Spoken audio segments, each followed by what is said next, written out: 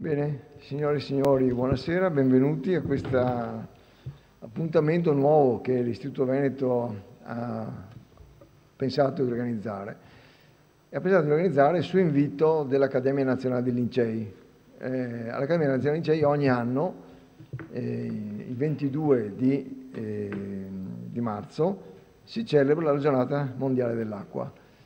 Allora, in una politica, diciamo, di non solo così fratellanza delle accademie, ma di cooperazione fattiva sui temi importanti che sono anche l'acqua, l'ambiente, eccetera, l'Accademia Lincei ha cercato di avere dei partners che facciano le stesse cose, stesse, non identiche ovviamente, con temi che sono invece quelli tipici di interesse locale. E così abbiamo organizzato rapidamente, perché l'invito ci è stato dato a metà febbraio, quindi non c'è stato molto tempo per organizzare questa cosa, ma abbiamo avuto per fortuna l'adesione di questi 3 relatori che sono qui seduti al tavolo, relatori di grande qualità, che adesso presenterò e che hanno accettato di partecipare a questa giornata. Il professor Cesare De Michelis, il quale è presidente di Expo Venice, invitato non solo perché è socio dell'istituto, ma perché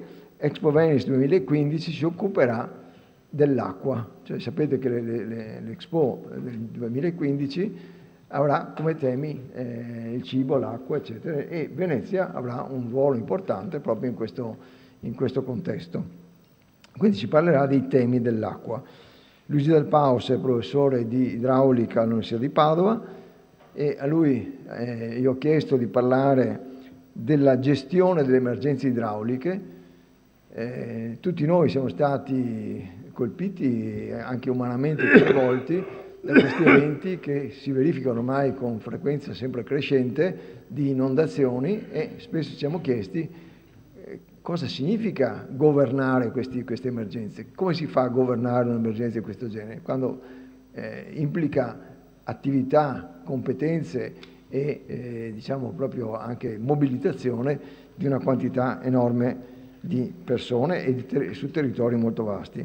E poi il dottor Lorenzo Altissimo, che è direttore del centro idrico in Nuvoledo e che ringrazio perché per la seconda volta è stato qui a parlare di argomenti di questo genere. Una volta chiaramente scienza, una bellissima conferenza, e oggi ci parlerà della vulnerabilità ed inquinamento degli acquiferi del Veneto centrale. Gli acquiferi sono le falde, insomma, il problema delle falde è sempre stato di attualità per via dell'inquinamento delle falde, del potenziale inquinamento delle falde idriche, quelle per l'approvvigionamento idrico delle città, eccetera, ma adesso si sono aggiunti a questo quei casi, come avete visto anche in televisione, della sovraccarico della falda nella parte pedemontana, con ovviamente problemi di nuova, forse non sono nuovissimi, ma insomma di interesse più recente. Non aggiungo nulla, lascio la parola al professor De Michelis. Buonasera a tutti.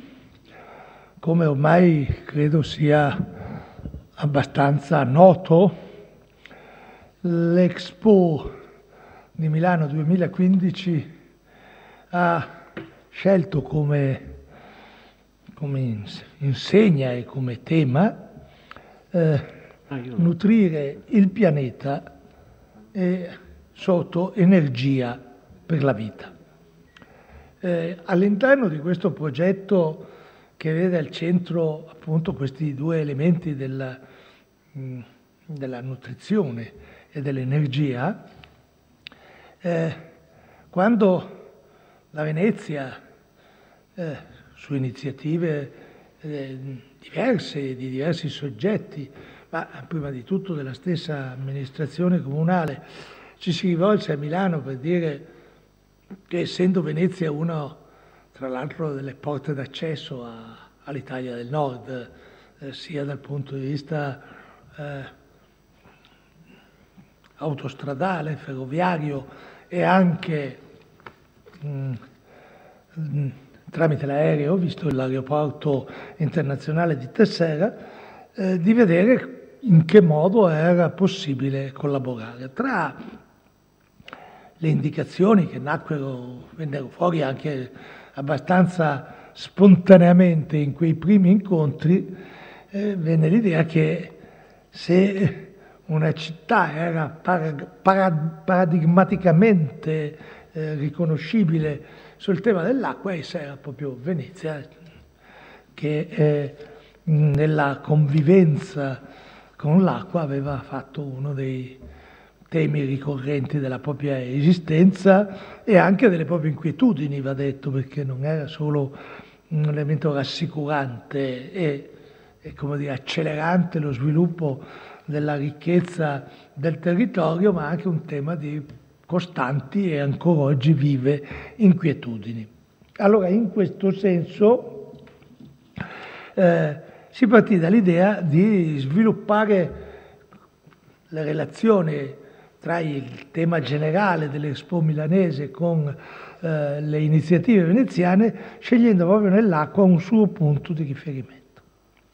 E in questo senso si cercò da un lato di valorizzare nella complessità e nella molteplicità dei contenuti culturali che Venezia da sempre offre ai suoi visitatori, dei percorsi meno consueti forse, che privilegiassero come dire, l'insieme lagunare, l'insieme anche del rapporto che in qualche modo intercorreva tra l'invaso lagunare all'interno del quale era sorto il centro storico veneziano e il sistema delle acque del territorio, i fiumi, che erano state sempre in correlazione, anche qui ora armoniosa, ora meno armoniosa, con la vita della laguna, i laghi, eccetera, eccetera, e il mare all'esterno.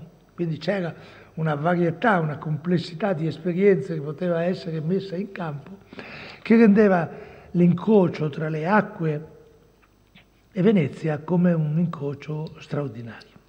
Anche qui era facile, divenne ben presto evidente che la pervasività dell'acqua, il suo, come dire,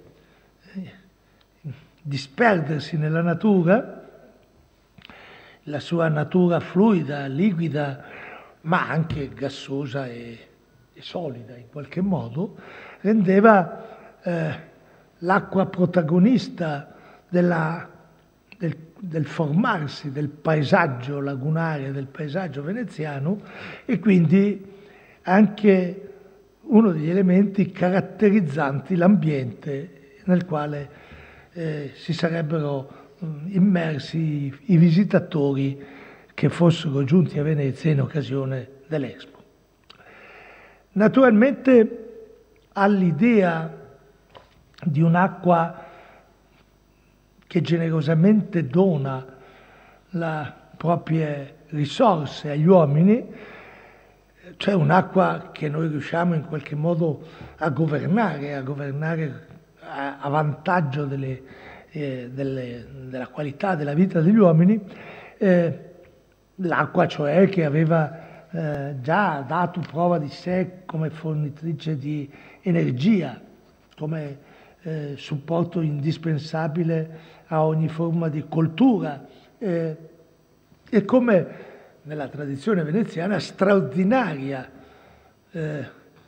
e particolarmente articolata via di trasporto per sorreggere ogni iniziativa di tipo commerciale, si aggiungeva una visione assai meno rassicurante dell'acqua che pure esisteva nella coscienza di tutti i popoli marini, ma anche dei veneziani.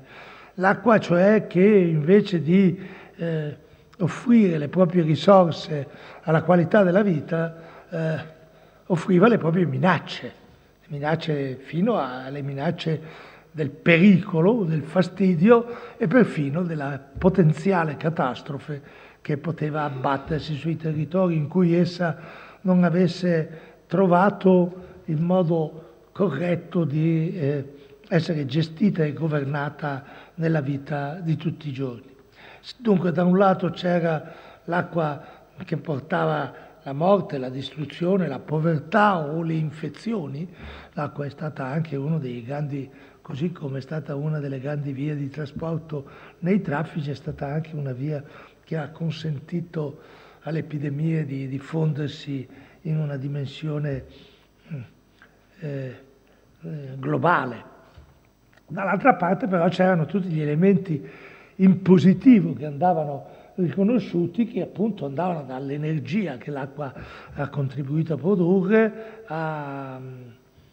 anche a tutti i valori simbolici che l'acqua aveva in qualche modo acquisito nel corso dei secoli, dal modello cristiano che indicava nel battesimo, cioè nell'immersione nell'acqua, il momento della purificazione del fedele, a tutta la mitologia greca e romana che nell'acqua aveva arricchito se stessa di storie straordinarie, basti per tutte la nascita di Venere come nascita della bellezza, frutto appunto dell'armonioso intreccio tra la storia degli uomini e la storia delle acque.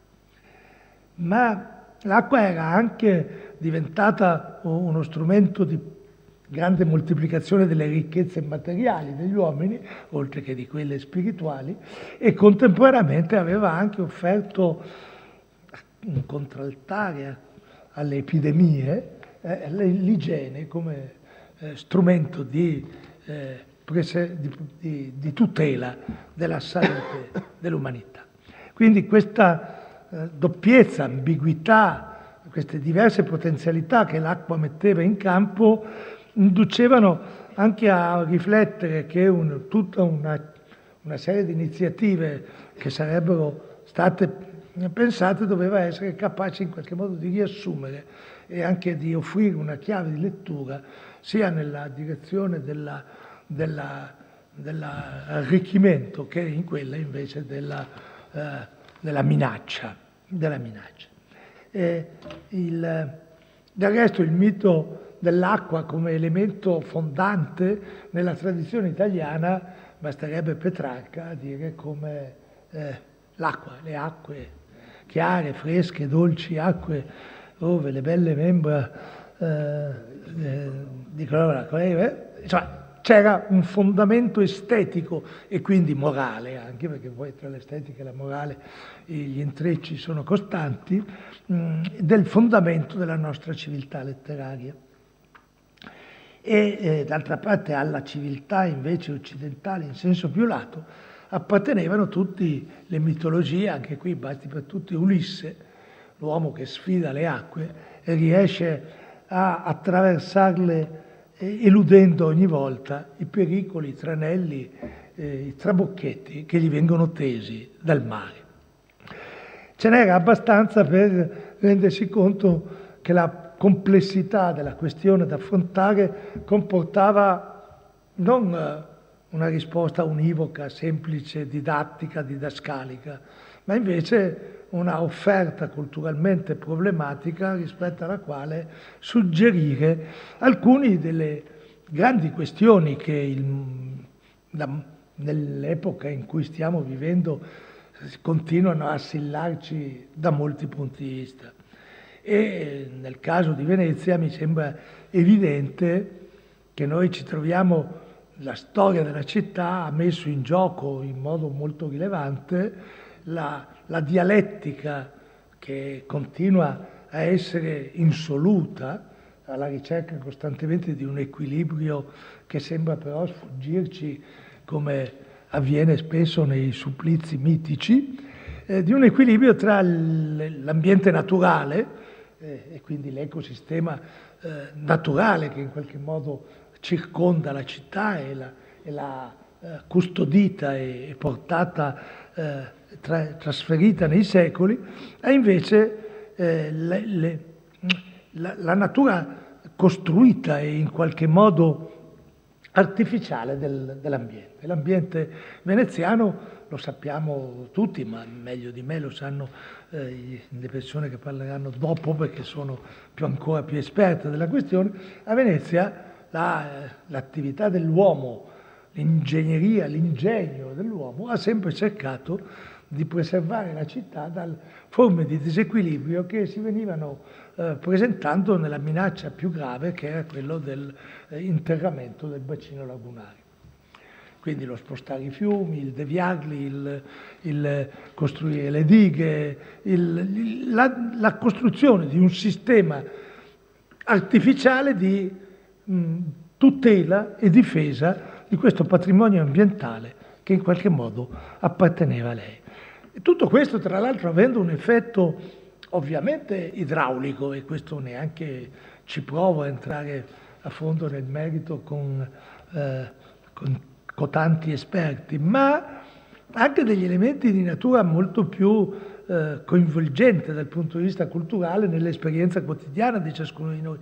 Il paesaggio di questa laguna, il paesaggio della città, il paesaggio della regione sono fortissimamente influenzati nell'ambiente, dall'ambiente costruito, dall'ambiente naturale, alla ricerca costantemente di trovare l'armonia tra di loro e quindi diventare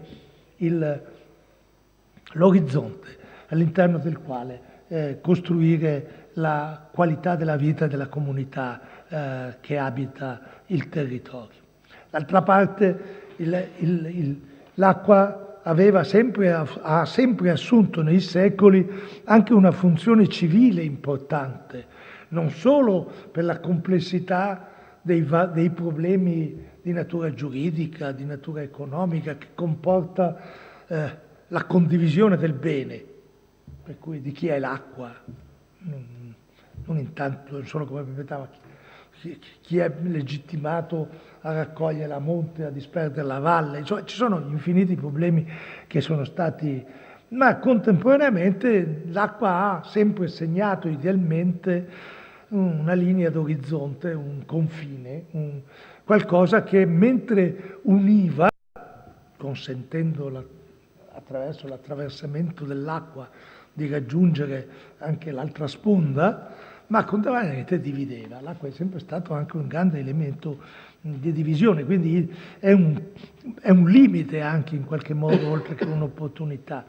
Quindi l'acqua come strumento di divisione e di unità, che attribuiva quindi all'acqua un ruolo attivo non solo rispetto all'ambiente, ma anche rispetto alle relazioni umane e sociali che all'interno dell'ambiente si sviluppano.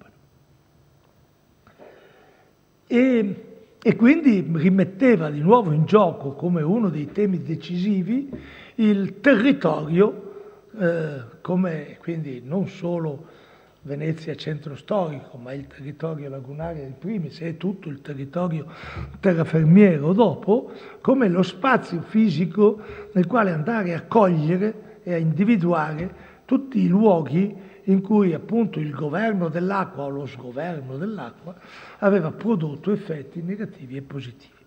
È con questo principio che, accanto a una serie di iniziative più legate a prospettive di conoscenza turistica, quindi le gite, la visita alla laguna, le gite lungo i fiumi, agli insediamenti che nel territorio sono sviluppati con i fiumi, basterebbe la Brenta con tutte le ville venete che sono un modello di gestione del territorio anche rispetto all'agricoltura, alla coltivazioni e quindi anche al governo dell'acqua come risorsa indispensabile a queste cose. Si è poi pensato a un'iniziativa più ambiziosa, forse più radicata, più anche complessa da gestire. Questa cosa era di costruire a Venezia un padiglione dedicato al tema acque, al plurale, proprio nel senso e nella direzione che ho cercato di illustrarvi rapidamente, e nella quale confluissero almeno i due temi fondamentali: da un lato il rapporto tra le acque e le tecnologie contemporanee, acquedotti, come si dice, depurazioni, dighe, chi più ne altro ne metta, cioè tutto ciò che la tecnologia ha messo a disposizione per il governo delle acque, e dall'altra parte, andando a cogliere il tema nutrire il pianeta, di vedere tutto quello che l'acqua aveva offerto a una delle grandi tradizioni, non solo veneziane, ma potremmo dire italiane, ma anche grandi tradizioni della civiltà dell'uomo, cioè a tutti gli elementi della gastronomia, dell'arricchimento del menù quotidiano sulle nostre tavole. E quindi dentro il padiglione che stiamo iniziando a costruire proprio in queste ore, in questi giorni, e che è stato scelto come sede l'area all'inizio del Ponte della Libertà, prima di giungere a Venezia, quella che di fronte a quell'insediamento relativamente importante che è il Vega, che troverete arrivando a Venezia sulla destra, ancora in area di Porto Marghera, e proprio sulla gronda lagunare, su uno dei canali che consentono la penetrazione nel territorio di Porto Marghera alle navi, lì dovrebbe essere costruito un padiglione con un'area espositiva vicina ai 10.000 metri quadrati, progettato, è stato fatto vedere ieri sul Gazzettino, come si dice, oggi lo chiamano un rendering, degli schizzi elettronici dell'architetto per dare l'idea di come apparirà a chi arriverà a Venezia o partirà da Venezia, e dentro di questa ci sarà una parte, diciamo, più legata alla funzione espositiva delle tecnologie e una parte invece più legata all'esperienza anche del visitatore, che è quella legata al cibo e a tutto ciò che ad essa è connesso, dall'acqua minerale agli altri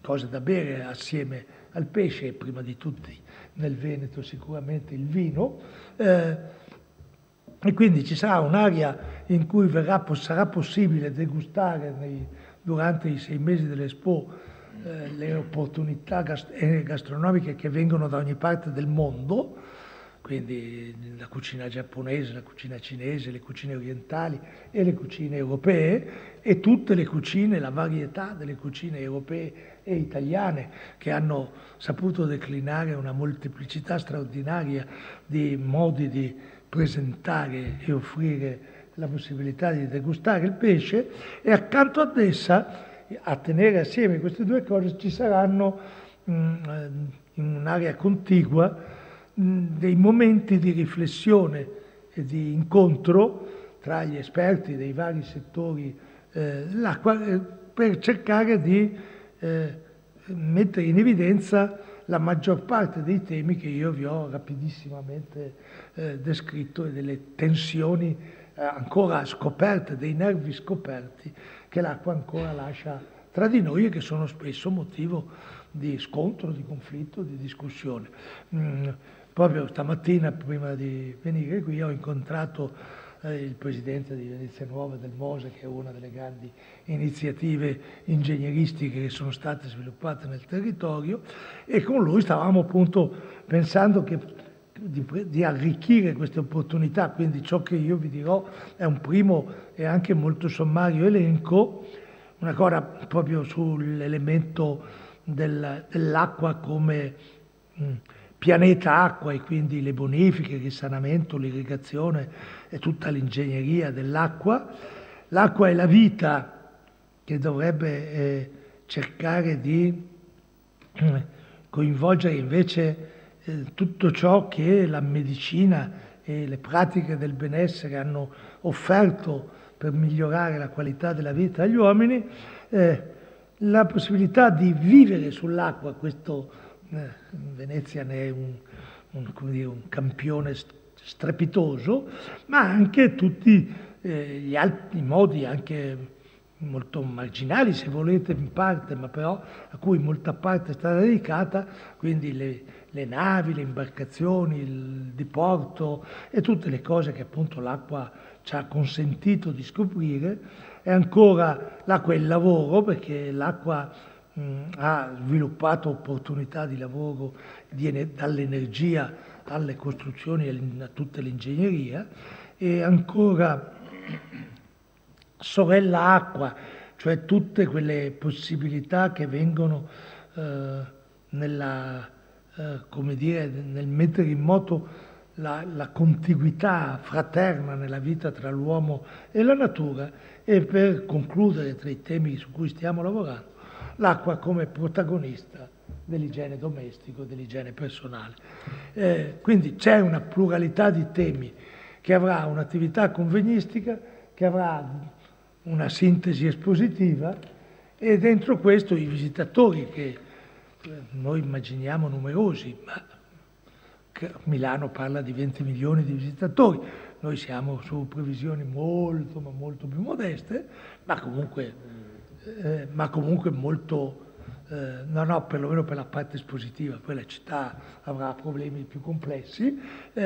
Comunque anche noi non pensiamo a migliaia, ma a decine e centinaia di migliaia di visitatori che troverebbero accoglienza dentro questo padiglione e nel territorio antistante, dove ci sarà centri di accoglienza e di orientamento per i visitatori. Quindi un'iniziativa impegnativa, anche perché alla fine di questa, credo che sia l'ultima cosa che vorrei dirvi, alla fine della manifestazione dell'Expo a Venezia dovrebbe restare quantomeno un arricchimento, come dire, infrastrutturale, cioè la possibilità di disporre di un palazzo delle esposizioni fieristiche in terraferma, e che potrà anche, se le opportunità successive si manifesteranno positivamente, anche crescere, perché il territorio attorno consente anche sviluppi ulteriori e tra l'altro consente in processi di integrazione anche abbastanza significativi con l'intera area del Vega, che è molto vasta e molto già destinata all'innovazione, alla conoscenza, queste cose.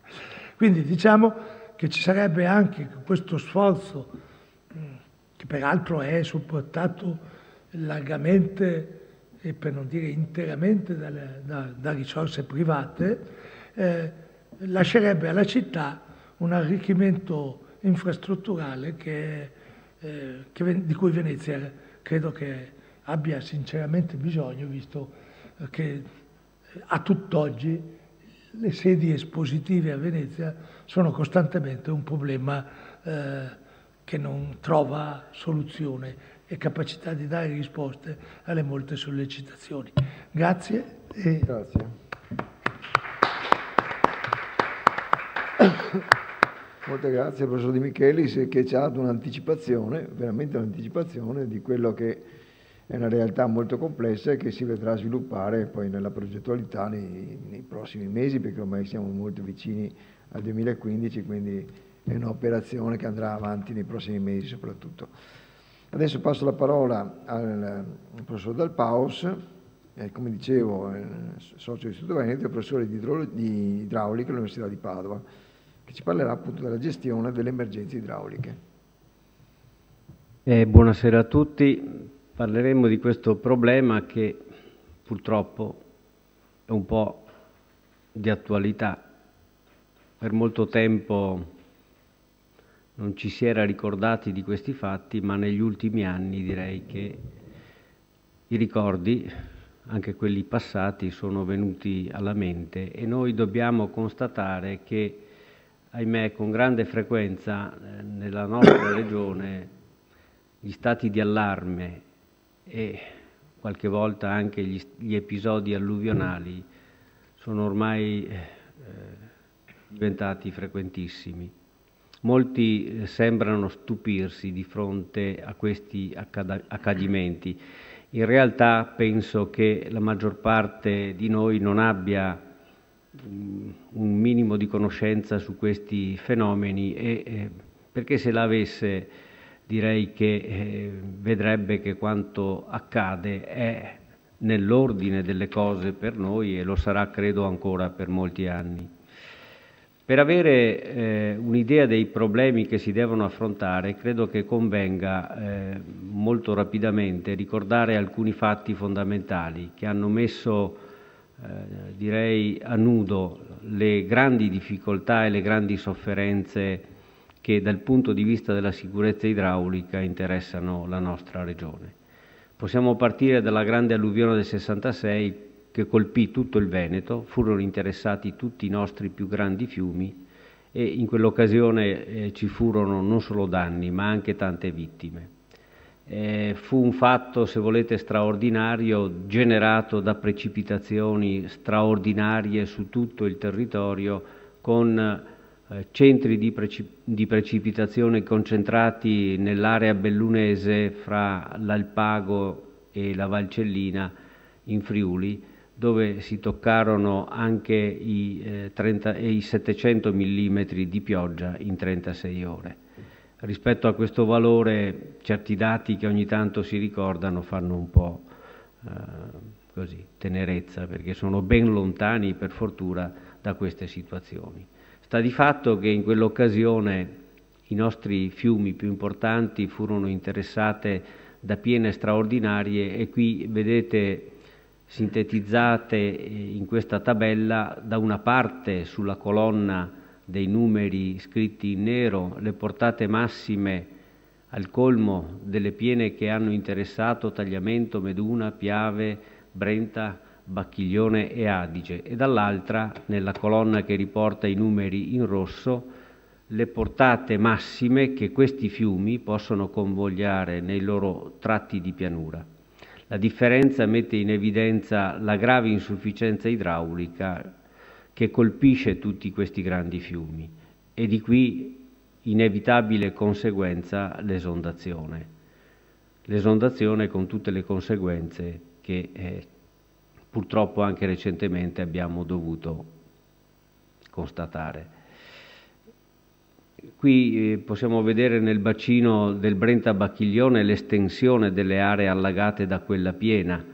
Fu una piena questa straordinaria, probabilmente confrontabile solo con quella del settembre 1882 e alla quale grosso modo si è dato un tempo di ritorno probabile di circa 100 anni. E questo è un evento quindi che può verificarsi almeno una volta nella vita dell'uomo. Nel caso del Piave vedete quanto estese furono anche le superfici allagate, le vedete qui confrontate con le superfici allagate dalla piena del settembre 1882 che grosso modo furono del tutto equivalenti a quelle del 66. Dopo questo fatto straordinario il governo istituì una famosa commissione che fu presieduta dal professor De Marchi e spesso questa commissione è ricordata come Commissione De Marchi. Questa commissione fu nominata sul finire del 1967, nell'arco di tempo di poco più di 2 anni, terminò i suoi lavori producendo la sua relazione conclusiva e anche degli atti che purtroppo pochi hanno guardato, dei quali magari qualche volta si parla, ma spesso chi li ha guardati capisce che chi ne parla con poca cognizione di causa. Questi sono i volumi della Commissione De Marchi, i 2 volumi della relazione conclusiva, gli altri 4 volumi complessivi dei lavori, editi circa 4 anni dopo, nel 74. E in questi volumi il professor De Marchi, nel presentarli, quasi con un po' di pudore, da una parte diceva che la commissione, che era composta dai più famosi professori di idraulica di quel tempo, italiani, da una parte diceva che in sostanza il lavoro della commissione era stato veramente ponderoso e rilevante, e dall'altra, quasi per volersi scusare con le generazioni che sarebbero venute dopo, diceva che insomma in ogni caso, nonostante che i lavori della sua commissione fossero stati rilevanti, importanti e avessero dato indicazioni risolutive, non se ne avessero a male questi tecnici che sarebbero venuti, perché ci sarebbe stato lavoro anche per loro. Purtroppo il professor De Marchi non è qui oggi, perché se fosse qui oggi si renderebbe conto che di quello che la sua commissione indicò niente è stato fatto. Sono passati quasi 50 anni e quanto sta scritto in quei voluminosi tomi è rimasto là, in quelle pagine. Per un po' di tempo, subito dopo l'alluvione, c'è stata un po' di attenzione, ma poi inesorabilmente ci si è dimenticati. Se ne sono dimenticati i tecnici, se ne è dimenticato soprattutto la politica, la quale coltiva probabilmente interessi di diverso genere, perché io penso che verso le opere necessarie per la sicurezza idraulica si punta poco, perché sono opere che possono dare risultati a lungo termine, mentre la politica mi sembra che viva di cose quasi quotidiane e punti all'immediato. E forse questo spiega perché nessuna delle opere indicate dalla Commissione De Marchi di fatto è stata realizzata, se si fa eccezione per l'invaso di Ravedis sul fiume Cellina. Gli atti però della Commissione De Marchi sono importanti perché, secondo me, pongono una linea tra quello che era stato il passato e quello che doveva essere il futuro. Fino ad allora, quando capitava un fatto alluvionale, si provvedeva a rimediare sostanzialmente potenziando le difese arginali, rialzando le arginature e poi inevitabilmente assistendo la volta dopo all'insufficienza di questi provvedimenti rispetto a quello che capitava. Di qui l'indicazione della Commissione De Marchi, secondo me molto saggia e attuale, che era necessario cambiare completamente indirizzo nella politica della difesa idraulica, non più adeguare i corsi di pianura alle massime portate che li potevano impegnare venendo da monte, ma attenuare semmai i colmi di piena delle portate in arrivo per renderli adeguati rispetto alla capacità di portata degli alvei di pianura, riconosciuto che su questi alvei non era più possibile intervenire. Queste sono le grandi opere che aveva individuato la Commissione De Marchi, sono distribuite per quanto riguarda il Veneto su tutti i nostri fiumi, ma come dicevo l'unica realizzata è questa, la diga di Ravedis, che consente di formare un invaso relativamente modesto, 20 milioni circa di metri cubi di capacità di invaso, che comunque potrebbe, se correttamente gestito, agire in modo benefico sulle piene del Cellina e quindi del Meduna, del quale il Cellina è affluente, e perciò anche del Livenza, dove il Meduna confluisce. Noi ci eravamo dimenticati, secondo me, della piena del 66, o meglio, la maggior parte di noi si era dimenticata della piena del 66 perché qualche giapponese dell'idraulica ha resistito in questi 40 anni cercando di mantenere vivo quantomeno il ricordo delle conseguenze di quella piena. E stavamo vivendo beatamente quando nei primi giorni di novembre 2010 capitò una piena di un qualche rilievo, ma non così drammatica, sul Bacchiglione. E allora tutti incominciarono a come dire, quasi giustificarsi, evento inatteso o non prevedibile. Io credo che fosse un evento largamente prevedibile, solo che noi non eravamo preparati ad accoglierlo, perché di fatto abbiamo lasciato in questi 50 anni che sono passati i nostri fiumi nelle condizioni del 66. Qual è stato questo evento? Qui vedete sintetizzate le precipitazioni cadute sulla regione Veneto. C'è una fascia pedemontana che è stata colpita da precipitazioni di una qualche entità, ma sia in montagna sia in pianura, attorno a questa fascia, per fortuna, le precipitazioni sono state ben di gran lunga inferiori a quelle del 66. Qui possiamo vedere anche i caratteri di queste precipitazioni.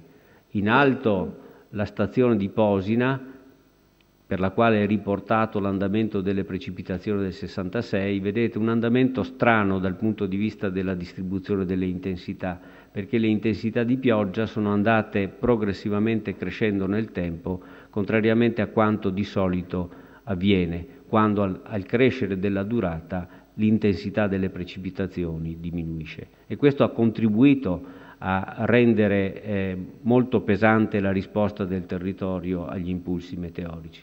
Sotto invece vedete le precipitazioni registrate di fatto nella stessa località in occasione della piena del novembre 2010, e vedete che invece la distribuzione delle intensità è più usuale, perché abbiamo una fase di preparazione con bassa intensità, poi un periodo di forti intensità e poi le intensità di pioggia tornano a diminuire. E questo fa sì che a parità di volume meteorico complessivo caduto la risposta dei bacini idrografici sia molto più benevola.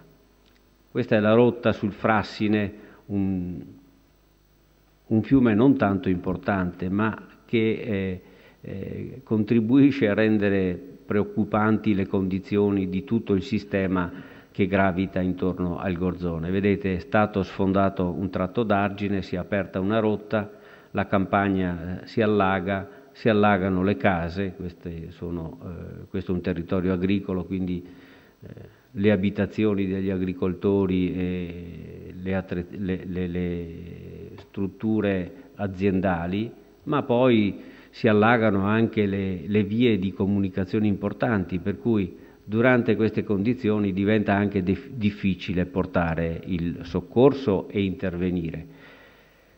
Le zone che furono allagate dalla piena del 2010, nel 1966 di fatto tutta la pianura veneta, nel 2010 alcune zone intorno a Verona, le vedete qui rappresentate, e poi nel Vicentino, nel Padovano, territori non così estesi, tutto sommato limitati rispetto a quelli del 66.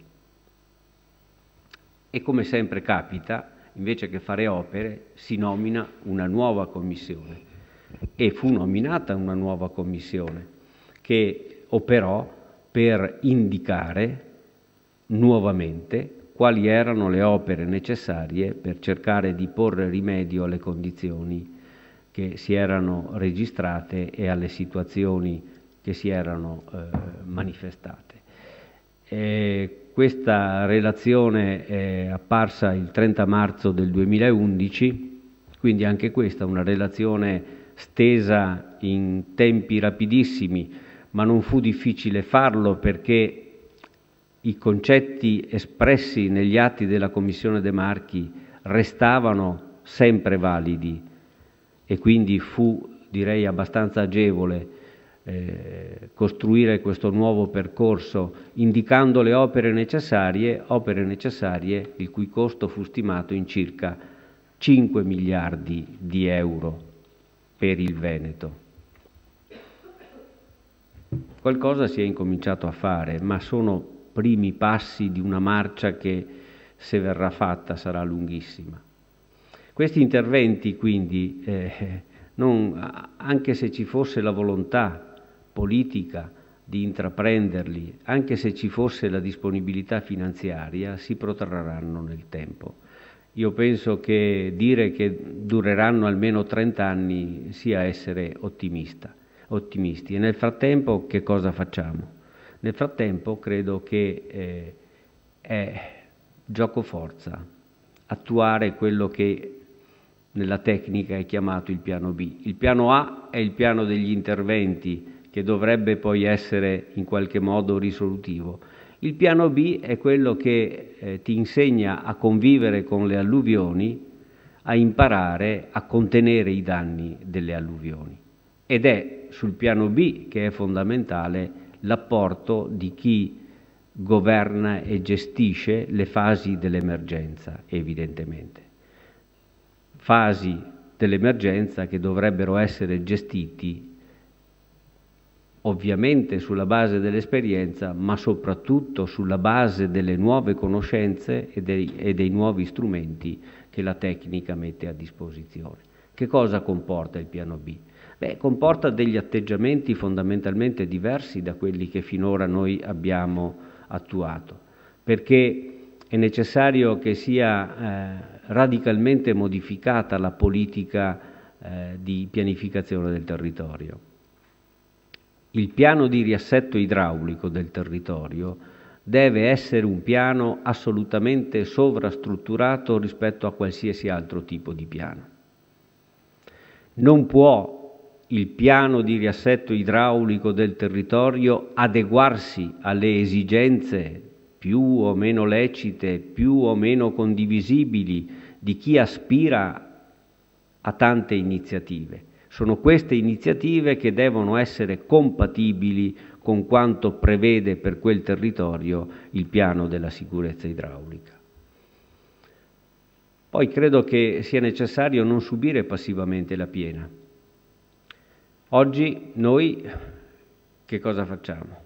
Prima dichiariamo di essere vittime del Padre Eterno e poi stiamo lì ad aspettare che i fatti accadano, mentre forse bisognerebbe entrare nell'ordine di idee che è possibile, disponendo di certi strumenti, che è possibile intervenire attivamente sulla piena, in modo da limitarne le conseguenze.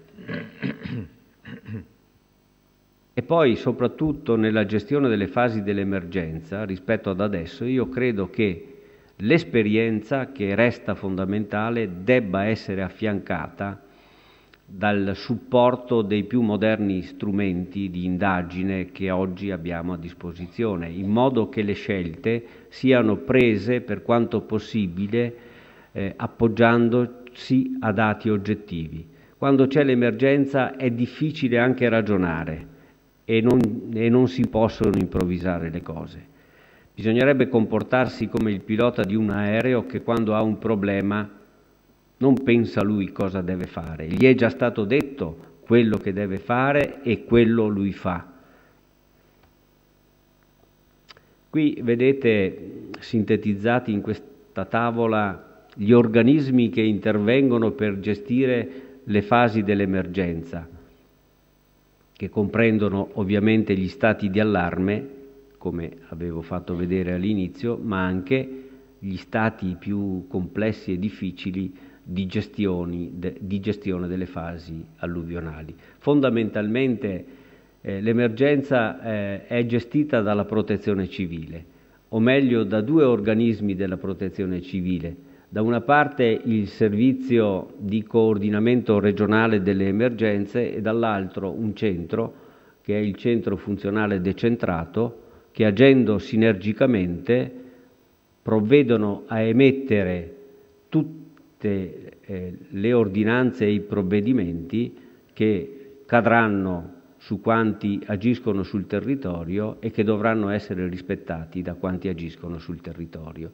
I destinatari sono qui riassunti su quest'ultima riga e sono molteplici, perché sono destinati questi avvisi emessi dal Corem e dal Centro Funzionale Decentrato alla Prefettura, al Comando dei Vigili del Fuoco, ai comuni, alle province, al Genio Civile e così via.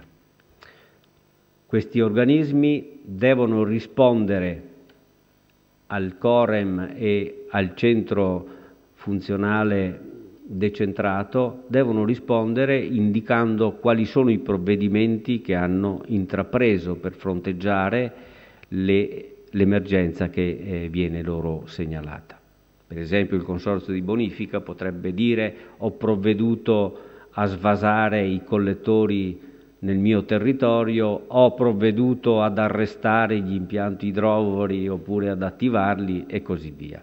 In modo che in buona sostanza fra chi agisce sul territorio e chi dovrebbe governare la fase dell'emergenza ci sia un continuo contatto dal quale sia possibile capire come le indicazioni vengano o non vengano rispettate da chi opera sul territorio. Questi due organismi della protezione civile, in modo particolare il COREM, è l'organismo che analizza e stima il pericolo che deve essere affrontato, valuta il rischio, nel caso specifico il rischio idraulico, e poi appunto diffonde questa messaggistica che dovrebbe aiutare chi opera sul territorio a comportarsi bene. Qual è il problema o la critica che si può fare? Perché tutto questo è giusto e corretto, ma il problema è che questa messaggistica, sia che sia rivolta a fatti che poi non producono nulla, sia che sia rivolta a fatti che poi sono seguiti dal disastro, sembra quasi uguale, no? Perché le piccole differenze stanno sulle sfumature, su qualche aggettivo aggiunto o tolto. E quindi credo che non sia il massimo questo tipo di indicazione per chi deve poi prendere, o meglio attuare nel concreto le decisioni. Direi che il COREM e il centro di funzione funzionale decentrato concorrono a indicare 3 differenti stati di possibile allerta. C'è uno stato di attenzione, moderato, problema, c'è uno stato di preallarme, la situazione incomincia a preoccupare, e poi c'è uno stato di allarme quando si superano certe condizioni. Da questo punto di vista la Regione Veneto è stata suddivisa in 6 aree. 6 aree sulle quali questi centri della protezione civile indicano gli afflussi meteorici previsti, indicano anche o forniscono un'indicazione sui probabili deflussi, che poi è la cosa più importante per le conseguenze idrauliche che possono derivare al territorio da certe condizioni. Fondamentale in questo tipo di attività sul territorio è l'azione del Genio Civile, o meglio, degli uffici del Genio Civile. Adesso sono in fase di ulteriore riorganizzazione, ma diciamo che sostanzialmente provincia per provincia, fino a qualche tempo fa, l'ufficio del Genio Civile provvedeva ad attuare le indicazioni che venivano dalla protezione civile. Questi attivano il servizio di piena sulla rete principale sulla quale il Genio Civile è competente, perché sulla rete secondaria sono competenti i consorzi di bonifica, individuano i livelli di criticità idraulica, si appoggiano per questo tipo di attività a una trentina circa di sezioni che vengono osservate in tempo reale, e per queste sezioni è possibile conoscere istante per istante quali sono i livelli idrometrici che si stabiliscono. A queste sezioni, durante la gestione delle fasi di allerta, vengono aggiunte altre sezioni che vengono osservate a integrazione di quanto è possibile dedurre dai dati rilevati in automatico. E in relazione alle quote che si vanno riscontrando su queste sezioni di controllo, il Genio Civile provvede anche a un'attività che è molto complessa e difficile e che fatalmente è fonte di critiche da parte di chi dall'esterno osserva, perché purtroppo o per fortuna, dipende dai punti di vista, molti dei nostri fiumi sono interessati dalla presenza di opere che consentono di regolare e di deviare per strade diverse i deflussi, e quindi in buona sostanza il risultato dipende anche da come il Genio Civile competente opera su questo sistema. Quasi sempre ex post il giudizio è operato male, ma io penso che, poveracci, messi al loro posto, forse non avremmo operato meglio in molti casi. Magari in qualche caso sì, magari in qualche caso no. Vediamo qual è la complicazione della rete che questi funzionari sono chiamati a gestire. Porto qui un esempio che credo che sia l'esempio più significativo per il Veneto, il sistema del Brenta-Bacchiglione.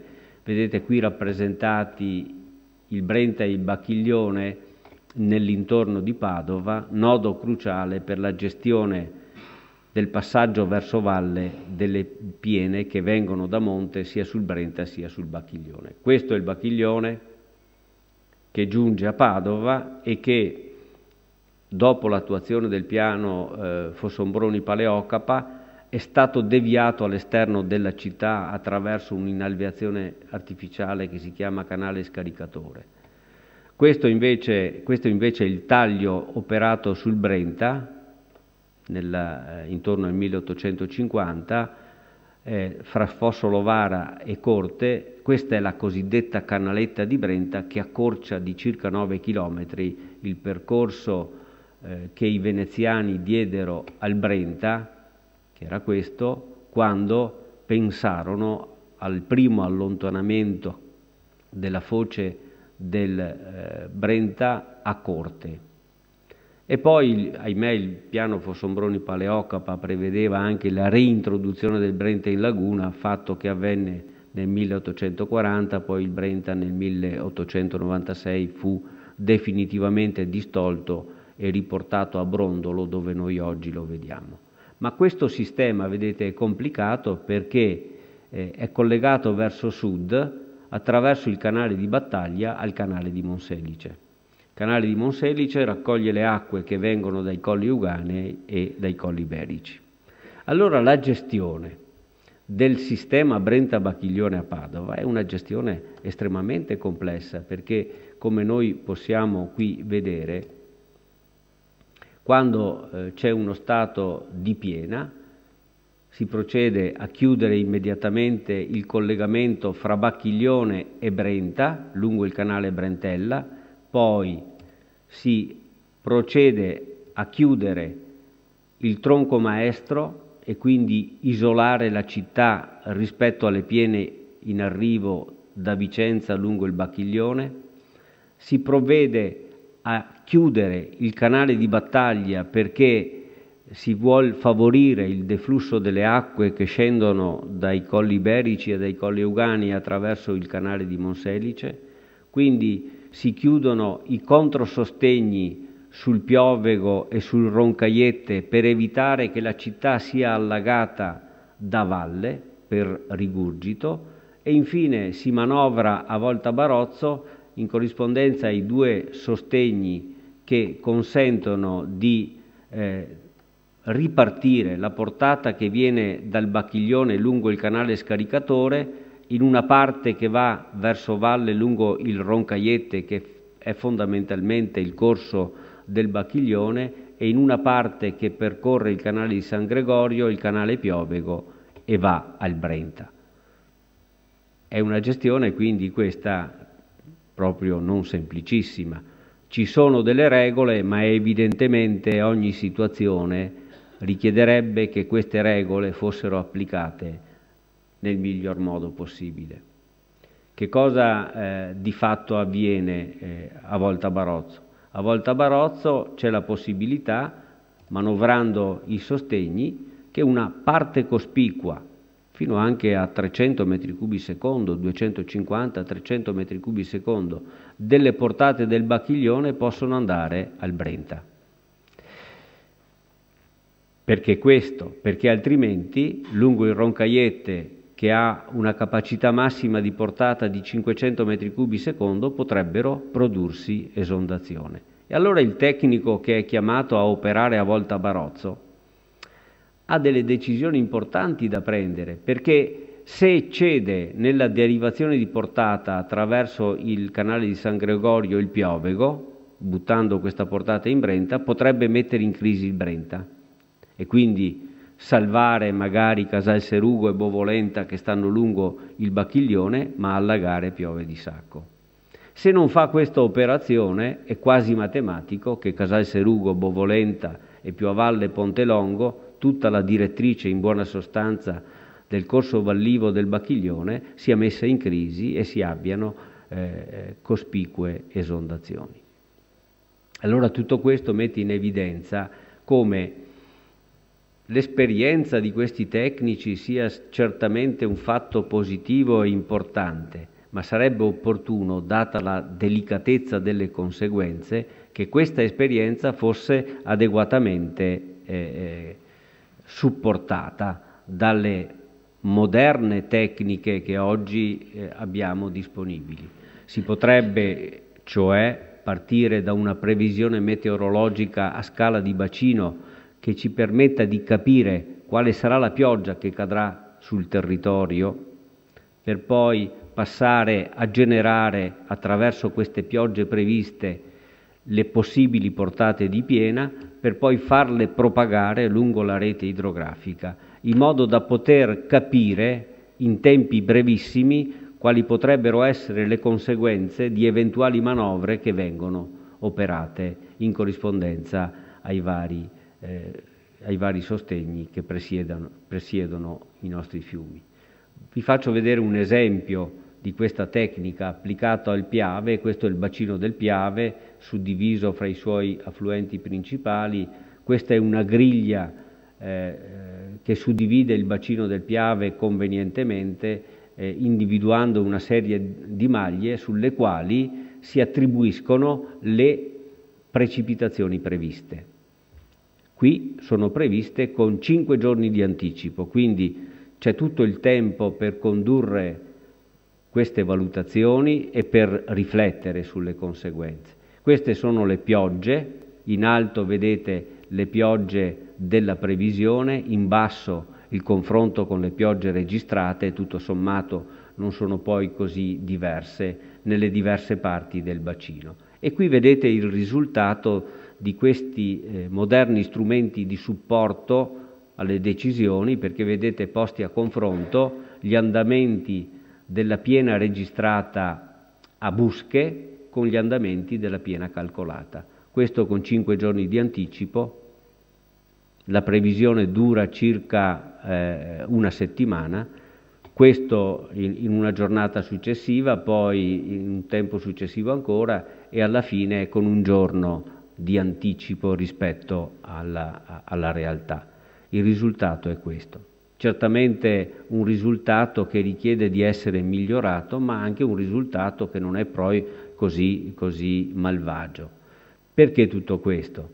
Perché noi, ahimè, abbiamo fiumi che hanno tempi di risposta rispetto alle precipitazioni brevissimi, e quindi quando capitasse una precipitazione la piena rapidamente si forma e già ci è addosso, e il tempo per reagire convenientemente non è molto. Mentre se avessimo la possibilità di contare su una previsione ragionevole e sufficientemente attendibile, potremmo prevedere queste situazioni con largo anticipo e quindi predisporre le più opportune manovre, i più opportuni interventi ai fini di contenere gli eventuali danni che queste piene propagandosi possono produrre.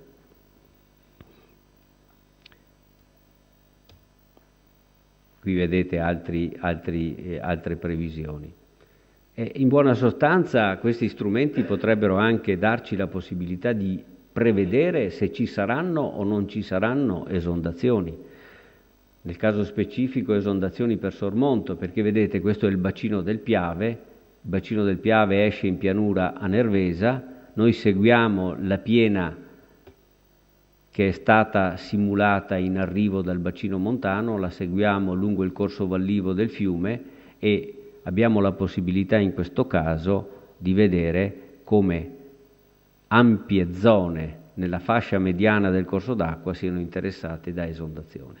Allora evidentemente se noi questo lo sapessimo con 4-5 giorni di anticipo potremmo anche predisporre tutti quegli interventi che minimizzano le conseguenze di questi allagamenti. la protezione civile attraverso i suoi organismi dovrebbe servirsi di questi strumenti. In realtà lo sta facendo, seppure con strumenti meno sofisticati, e questo è apprezzabile perché quantomeno segna un cambiamento di indirizzo e di impostazione. Non più soltanto una gestione basata sull'esperienza, come dicevo prima, ma una gestione basata sull'esperienza e convenientemente supportata anche dal calcolo. Nel caso specifico è stato predisposto un modello ne avrete sentito parlare di sicuro, un modello per la previsione degli stati idrometrici al famoso Ponte degli Angeli a Vicenza, sul Bacchiglione. Questo modello è un modello relativamente semplice, che si basa su alcuni parametri che sono da una parte le piogge previste, dall'altra le piogge registrate, dall'altra ancora i livelli idrometrici registrati, e combinando questi dati viene generata una previsione che mette in evidenza un fatto fondamentale, perché di questi modelli, di questa catena di modelli che noi possiamo pensare di usare in successione, il modello di propagazione delle piene e di diffusione sul territorio delle onde di sommersione è un modello che ha una potenza e un'efficacia, direi, rilevantissime. Il modello di generazione delle piene, partendo dalle precipitazioni, è un altro tipo di modello che è sufficientemente affidabile. Il punto debole della catena sta ancora nel modello di previsione meteorologica delle precipitazioni. Questo si deve capire perché la dinamica delle masse atmosferiche è veramente complessa, è fortemente influenzata dai problemi di variazione di densità, di variazione di temperatura, e quindi facilmente le previsioni meteorologiche possono non essere sempre calibrate su quello che poi viene osservato. Però io credo che rispetto anche a qualche anno fa i progressi sono stati rilevanti, e quindi anche in questo campo c'è da aspettarsi che nel giro di pochi anni si vada verso una approssimazione sempre più spinta della previsione meteorologica, e quando noi avremo una previsione meteorologica adeguata, credo che il supporto che questi strumenti potrebbero dare alla previsione, o meglio alla gestione degli stati di emergenza idraulica, potrebbe questo supporto essere decisivo. Vedete qui a confronto la piena effettivamente registrata a Ponte degli Angeli, sono riportate le quote idrometriche, a fronte di una previsione fatta con un modello a scala locale più raffinato e con un modello a scala più ampia. Il primo modello è il modello Lamy, che è in uso nella regione Veneto come modello a scala locale. Il secondo modello è il modello di Reding, che fa una previsione generale sul nostro territorio. Vedete bene che usando il modello a scala locale le quote idrometriche sono sovrastimate dal modello, usando la previsione di Reding invece le quote idrometriche previste al colmo sono sottostimate rispetto alla realtà. Ma se noi alle piogge previste sostituiamo le piogge registrate, vedete che la previsione e la realtà vanno vicinissime. Il problema quindi di questi modelli di previsione sta ancora nel modello meteorologico. Se noi siamo in grado di affinare quel tipo di previsione, sicuramente andremo verso risultati più soddisfacenti di quelli che finora si sono ottenuti.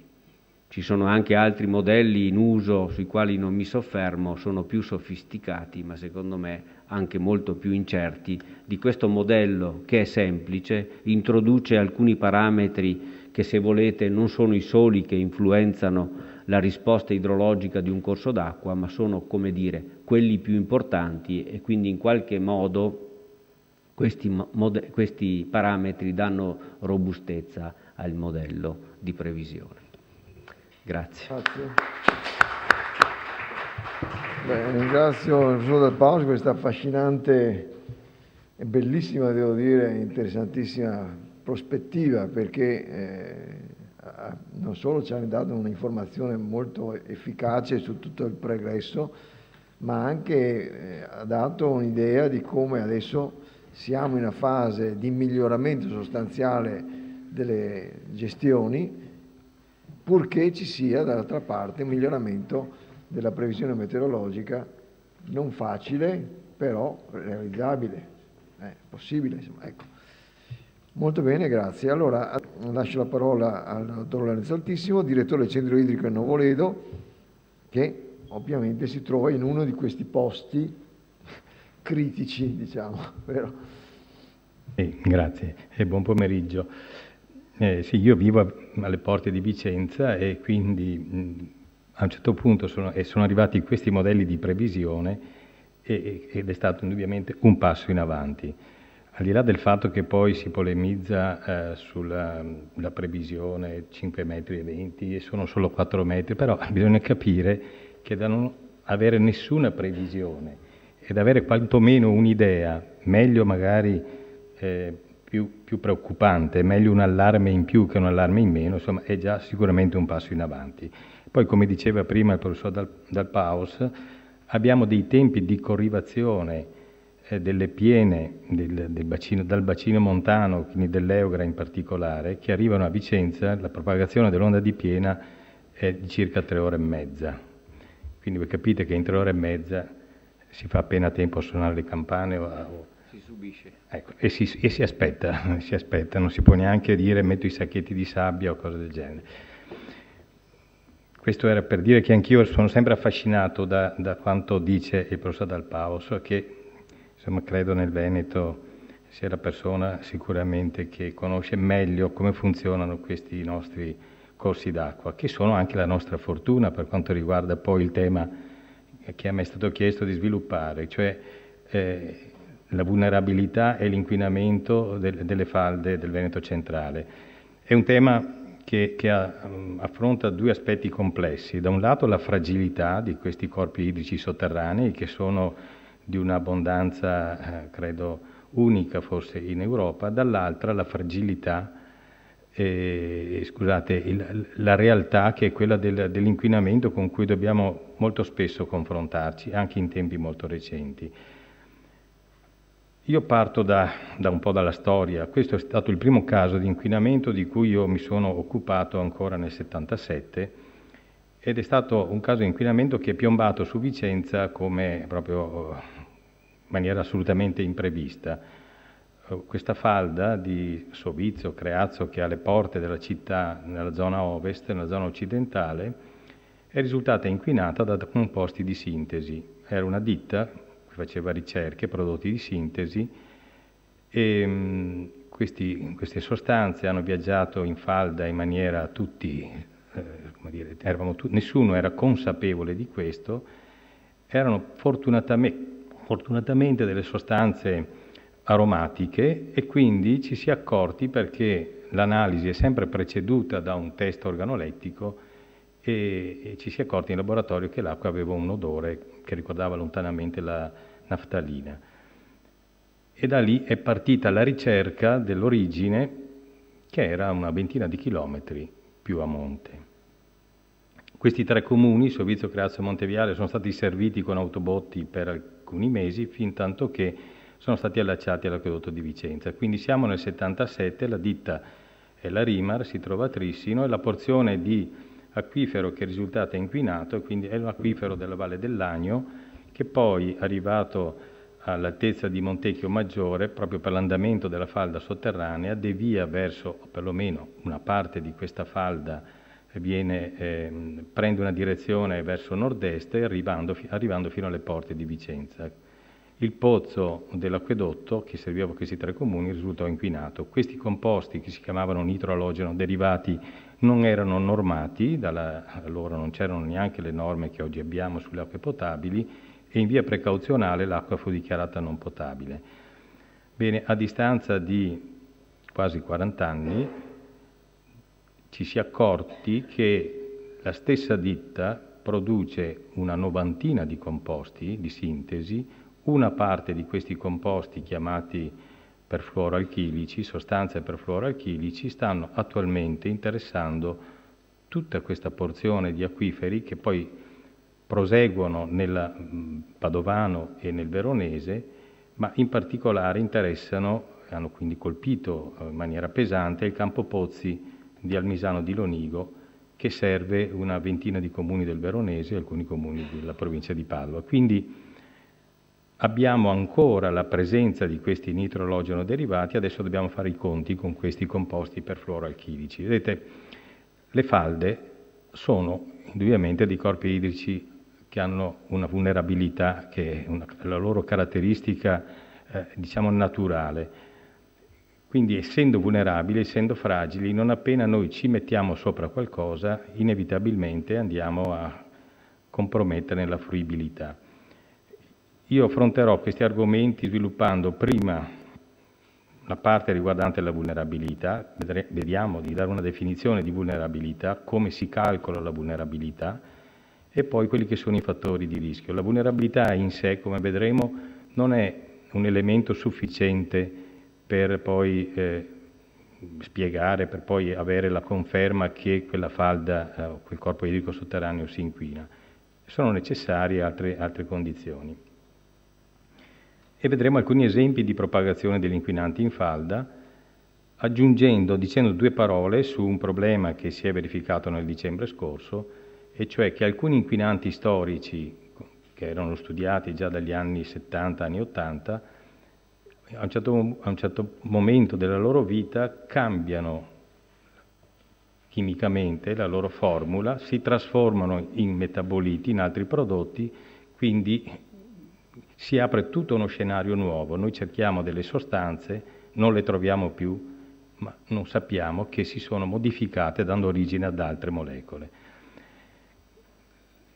Quell'inquinamento di cui parlavo prima era del 1977, la prima definizione di vulnerabilità che è stata tentata dal CNR qui di Padova, tra l'altro, nell'87 diceva che per un corpo idrico la vulnerabilità è definita come una possibilità da parte di alcuni agenti inquinanti di penetrare, di propagarsi nell'acquifero sotterraneo. Quindi una definizione di per sé sintetica, come dovrebbero essere tutte le definizioni, ma anche relativamente, se vogliamo, semplificata. Possibilità di penetrazione e propagazione. In realtà non è solo così. Qualche anno dopo, dal Politecnico di Torino, il professor Civita e De Maio hanno invece sviluppato una definizione un po' più elaborata, un po' più complessa, introducendo anche altri elementi, e cioè la vulnerabilità è sì la suscettibilità di un sistema acquifero sotterraneo di ricevere, ingerire, insomma un termine un po' strano, ma comunque ingerire, assorbire e diffondere delle sostanze inquinanti, ma la può anche mitigarla, perché queste sostanze si possono trasformare, ma ha aggiunto un elemento nuovo, e cioè che queste sostanze introdotte nel corpo idrico sotterraneo ne possono compromettere la qualità nello spazio e nel tempo. Io vi ho mostrato un caso di inquinamento del 1977, ne vedremo degli altri. A distanza di 40 anni questi inquinamenti sono ancora attivi, quindi quei pozzi inquinati a fine anni 70 oggi non sono ancora utilizzabili. Quali sono gli elementi che prende in considerazione chi vuole valutare una vulnerabilità di un corpo idrico? Sono essenzialmente questi tre: elementi litostrutturali, elementi di tipo idrogeologico e elementi che riguardano l'idrodinamica del sottosuolo. Quindi sono fattori connaturati per così come si è formato il nostro sistema, il nostro sistema acquifero, cioè il sistema che è in grado di ospitare l'acqua. Abbiamo una tipologia di suolo, abbiamo una stratigrafia, una successione di terreni nel sottosuolo, abbiamo uno spessore che sta tra il piano campagna e il livello di falda, che viene chiamato spessore insaturo, ed è abbastanza intuitivo che quanto maggiore è questo spessore insaturo, tanto minore è la vulnerabilità. Abbiamo un apporto meteorico, cioè quanta acqua può cadere sulla superficie e veicolare in profondità le sostanze che vengono rilasciate sul suolo, e poi fenomeni di dispersione. Questa vulnerabilità intrinseca è riferita a inquinanti del tutto generici, quindi non considera invece quelli che sono processi che avvengono nel sottosuolo, processi chemiodinamici di trasformazione delle sostanze. Noi abbiamo delle sostanze cosiddette chimicamente stabili, cioè non reattive, ma abbiamo anche sostanze che invece sono reattive e quindi nel sottosuolo subiscono le trasformazioni. Sulla base di determinati parametri sono stati poi introdotti dei criteri di calcolo di questo indice di vulnerabilità, che si rifanno a quegli elementi che dicevo prima, geostrutturali, idrogeologici e idrodinamici. Si scelgono alcuni parametri, si attribuiscono dei punteggi ad ognuno di questi parametri e poi i punteggi vengono elaborati tra di loro o moltiplicandoli o sommandoli, introducendo dei pesi, dei fattori correttivi. Non voglio adesso fare un discorso troppo tecnico, ma sappiate che sulla vulnerabilità hanno lavorato parecchi, addetti ai lavori, proponendo metodi diversi. Questo è il metodo DRASTIC. DRASTIC è un acronimo che utilizza dati relativi alla profondità della falda, alla ricarica, cioè quanta acqua effettivamente poi si infiltra e va nella falda, le caratteristiche dell'acquifero, cioè se è fatto di materiali grossolani, permeabili oppure no, le caratteristiche del terreno, la pendenza del terreno e via dicendo.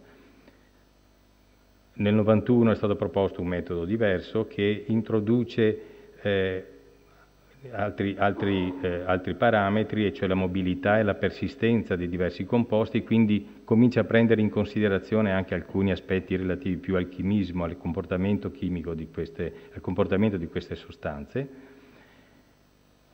Il metodo che è utilizzato in Italia, che è stato proposto dal Politecnico di Torino, dal Gruppo Nazionale Difesa Catastrofi Idrogeologiche, professor Civita De Maio, è chiamato SYNTAX, anche questo è un acronimo, e utilizza questi 7 parametri. La soggiacenza, che vuol dire la profondità della falda rispetto al piano campagna. Come dicevo, è intuitivo, più la falda è profonda, minore è la vulnerabilità, è il punteggio da assegnare a questo parametro. All'infiltrazione, cioè quanta acqua si infiltra effettivamente, acqua che viene misurata in millimetri all'anno ed è massima quando l'infiltrazione raggiunge i 250-300 millimetri, allo spessore, alla tipologia, dei materiali che costituiscono l'insaturo, cioè quella parte di acquifero che sta tra il piano campagna e la falda, ed è massimo questo indice per le alluvioni grossolane come le ghiaie o le sabbie, i conglomerati, alla tipologia della copertura, alla conducibilità idraulica, alla pendenza del piano campagna. Anche qui è intuitivo, se un piano campagna è inclinato abbiamo una certa rapidità con cui l'acqua ruscella e quindi una frazione inferiore che si infiltra, mentre se il piano campagna è perfettamente orizzontale avremo una maggiore infiltrazione. Ci sono poi delle funzioni che attribuiscono i punteggi, questa qui è la funzione che attribuisce il punteggio alla soggiacenza della falda, vedete quando la profondità raggiunge i 30 metri il punteggio è relativamente basso, 2,5 punti. Quest'altro invece è un esempio di attribuzione di un punteggio per l'infiltrazione, raggiunge il massimo attorno ai 250-300 mm, poi inizia a scendere e si stabilizza quando l'infiltrazione raggiunge 500 mm circa. Questi punteggi vengono poi, questi punteggi a tutti i parametri assegnati un punteggio da 1 a 10, vengono moltiplicati per dei fattori correttivi e alla fine l'indice che si ottiene va da 1 a 260, ma per semplicità viene poi normalizzato a 100. Quindi la scala delle classi di vulnerabilità va da 0 a 100.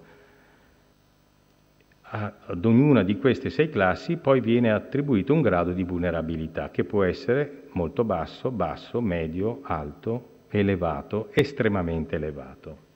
Tutto questo discorso per mostrarvi qual è la situazione della Regione Veneto. La Regione Veneto, anche in attuazione nella 152 del 99, poi aggiornata dalla 152 del 2006, ha prodotto questa carta della vulnerabilità.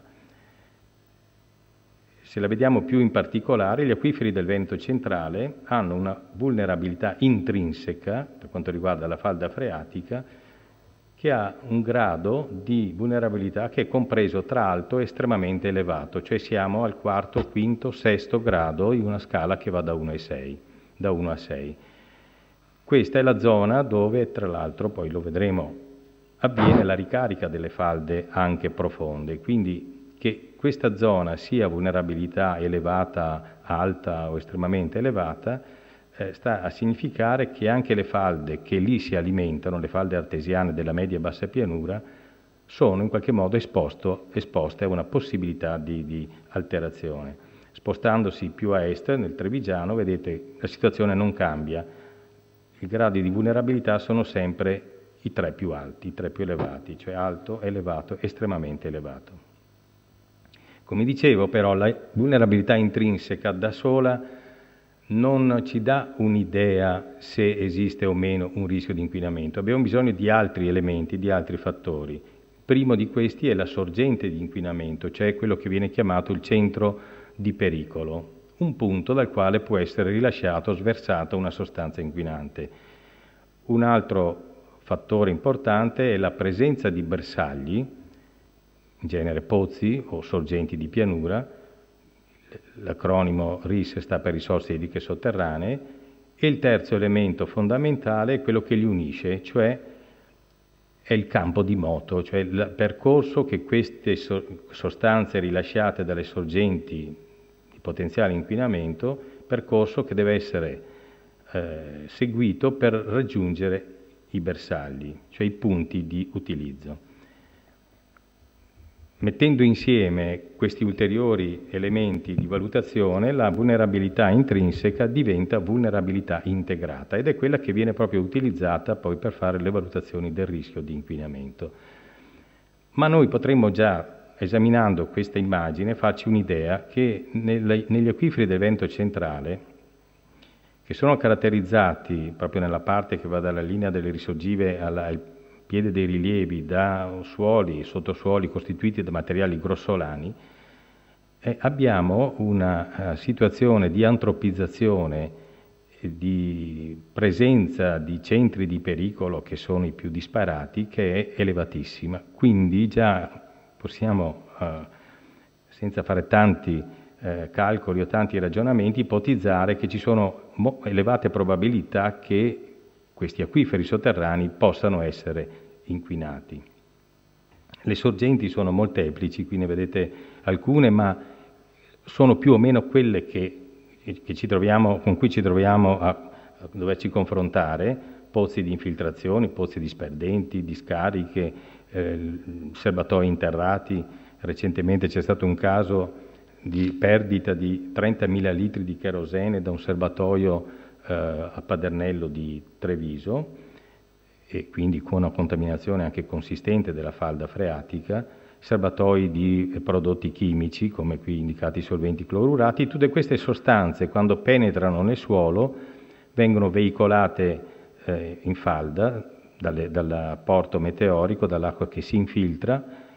Arrivate in falda invece seguono il percorso della falda, che può essere più o meno rapido a seconda del gradiente, cioè della pendenza della falda, e in questo percorso, che dura anche parecchi anni, vanno incontro a una serie di trasformazioni o di reazioni o di fenomeni di tipo chimico-fisico. Possono essere assorbiti dal terreno, quindi catturati, possono essere degradati, possono essere dispersi.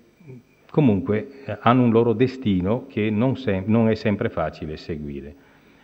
Se noi vediamo una sezione tipo dell'acquifero del Veneto centrale, dal Veronese fino al Trevigiano, quindi andando verso est, vediamo che nella zona pedemontana, la zona dove si ricarica la falda, i materiali che costituiscono il materasso alluvionale sono alluvioni ghiaiose, grossolane, e poi iniziano a differenziarsi queste lenti di argilla che separano acquiferi a diverse altezze.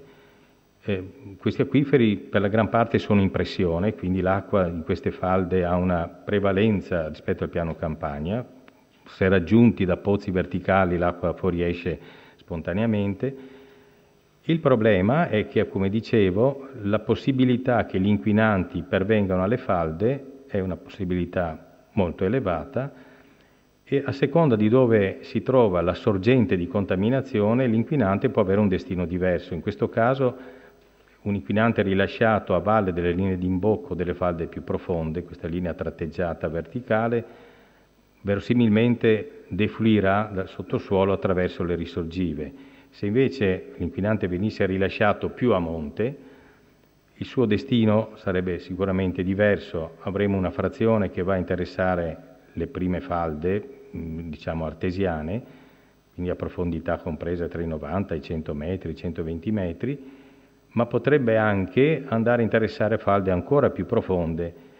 Questo dipende dalle caratteristiche chimico-fisiche dell'inquinante, dipende soprattutto dall'entità dell'attingimento, ovvero dal campo di moto. Quando da pozzi viene estratta una quantità notevole di acqua, i pozzi di acquedotto da questo punto di vista sono sicuramente i più importanti, si crea una depressione all'interno dell'acquifero e quindi un richiamo di acqua e di tutto quello che l'acqua può portare con sé, ovvero le sostanze inquinanti.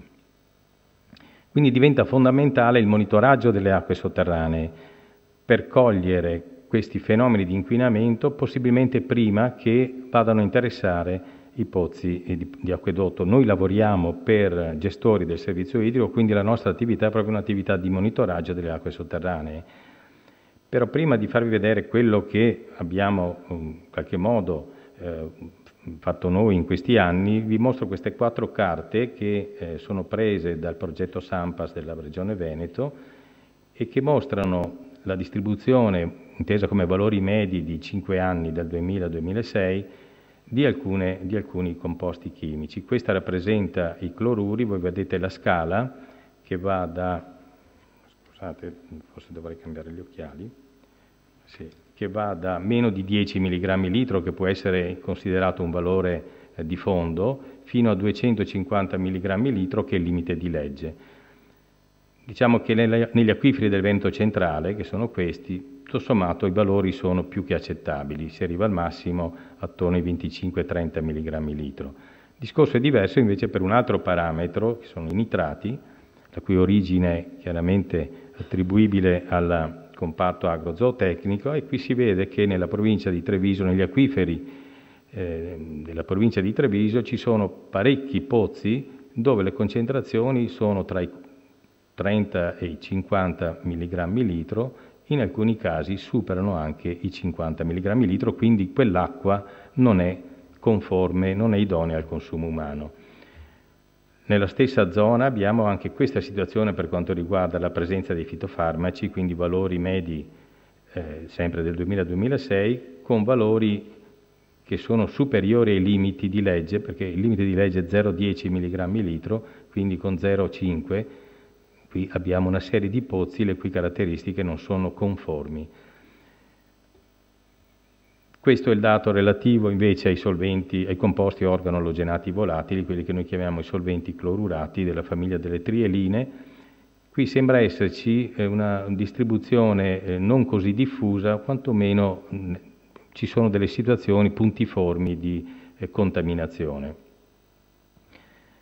Però prendendo invece questo, che è un lavoro, una tesi di dottorato fatta ancora nel 1995, sugli inquinamenti chimici industriali delle falde dell'alta e media pianura veneta, voi vedete come, questo riguarda la provincia di Treviso, i casi di inquinamento, e sono tutti casi di inquinamento da solventi clorurati, siano numerosi. Si parte da inquinamenti risalenti agli anni 60, si arriva a inquinamenti del 2009, diciamo evidenziati nel 2009. Questa è una decina di casi di inquinamento, alcuni dei quali sono ancora attivi. Se andiamo invece nel Vicentino, che è la zona dove noi abbiamo attivato questa rete di pozzi spia, che sono costituiti o da pozzi di acquedotto o da pozzi privati, di casi di inquinamento ne abbiamo da vendere, se mi passate il termine. Questo è il caso storico di inquinamento da cromo esavalente che da Tese sul Brenta si è trasferito poi a Fontaniva nel cittadellese. E poi abbiamo anche qui inquinamenti da solventi clorurati prevalentemente, che hanno anche interessato pozzi di acquedotto e che quindi hanno reso necessario o l'abbandono del pozzo, come il caso che si è appena manifestato. Questo pozzo di acquedotto è stato abbandonato ed è stato sostituito da un pozzo costruito a monte della sorgente di contaminazione, oppure come questo ultimo caso che risale al 2009, di cui poi vedremo alcune animazioni, ha interessato 2 pozzi di acquedotto, a Schiavon e a Cignano di Sandrigo, che sono stati dotati di impianti di trattamento. Questo è un inquinamento di notevole entità che ha interessato una serie di pozzi dell'acquedotto di Padova e dell'acquedotto di Vicenza, che sono stati poi attrezzati con impianti di filtrazione su carbone attivo. A fronte di queste situazioni, già a metà degli anni '80 si sono presi dei provvedimenti per cercare di affrontare, non dico risolvere, ma insomma di contenere questo tipo di problema. Vi mostro con una serie di animazioni, adesso andiamo rapidamente verso la conclusione, per esempio come si è esaurito abbastanza rapidamente questo caso di inquinamento da tricloroetano usato da un'industria meccanica di Schio.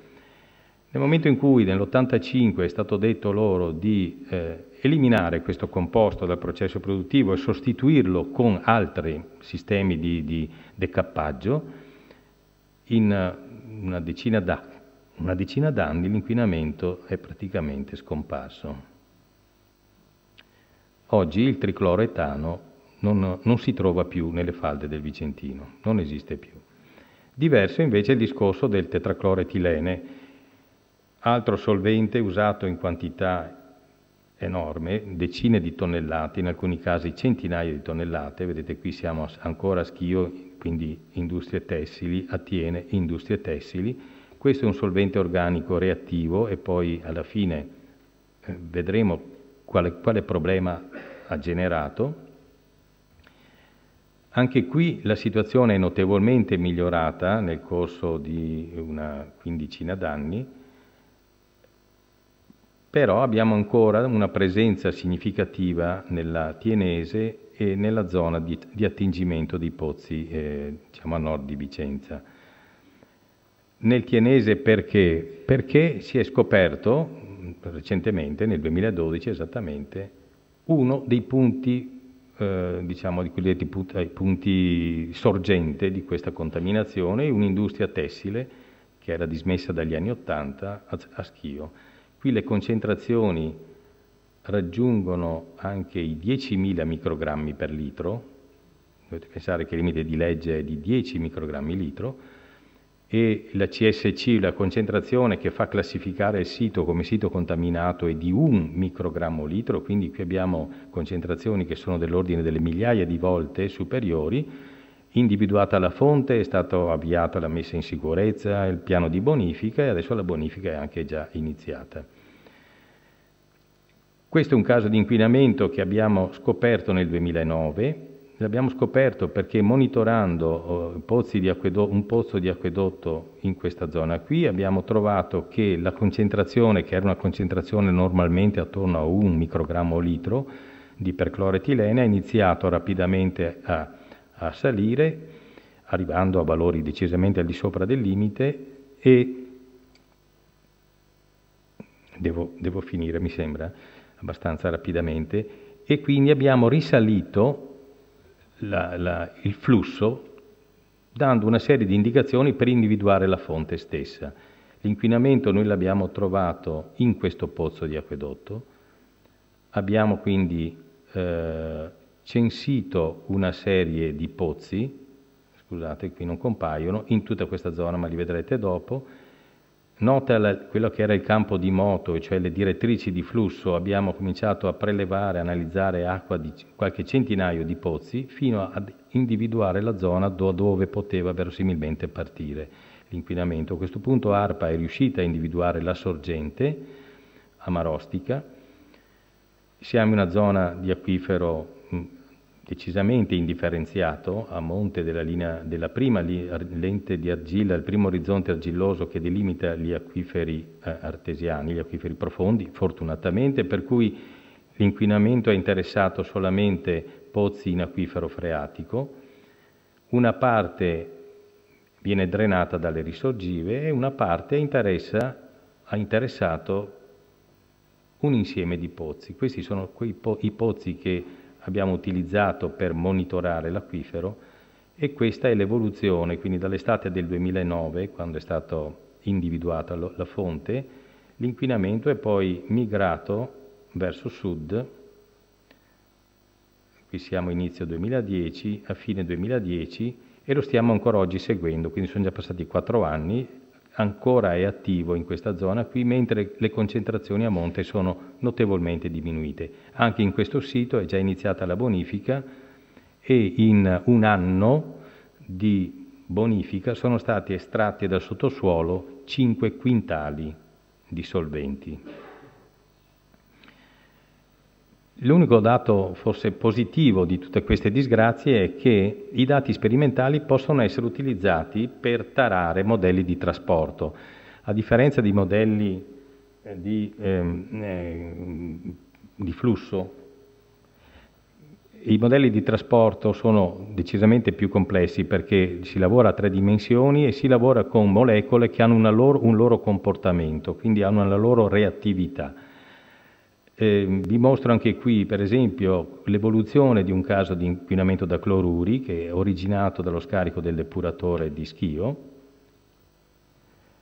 e che è stato utilizzato per tarare, dopo implementazione, un modello di trasporto in 2D da una ragazza che ha fatto il dottorato qui presso il Dipartimento dell'Università, il Dipartimento Immagine dell'Università di Padova.